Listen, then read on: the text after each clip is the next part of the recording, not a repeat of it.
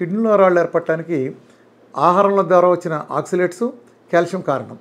ఈ calcium oxalates ఏమవుతాయంటే, oxalates అంటే ఆహారం నుంచి వచ్చే ఒక రకమైన ఇది అనుకోండి, అది అంటే అర్థం కావడం చెప్తున్నాను. ఈ రెండు యూరిన్లో ఉన్నప్పుడు ఏంటంటే ఈ రెండు కలిసి కిడ్నీలో స్టోన్ ఫామ్ అవుతాయి.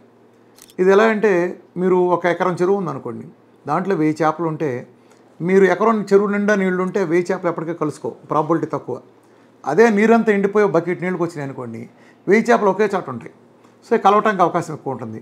ఎప్పుడైతే మీకు వాటర్ తగ్గిందో యూరిన్లో ఆక్సిలేటు, కాల్షియం కలవటానికి అవకాశం ఏర్పడినప్పుడు కిడ్నీలో రాళ్ళు ఏర్పడతాయి. నీళ్లు తక్కువ తాగటం వలన విపరీతమైన అనార్థం ఉంటుంది.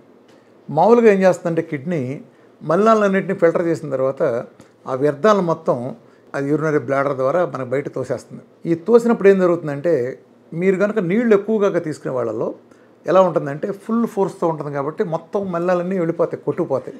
దాని తోడు నెంబర్ ఆఫ్ టైమ్స్ ఎక్కువ సార్లు వెళ్ళటం మూలంగా ఎప్పుడెప్పుడు క్లీన్ అయిపోతాయి.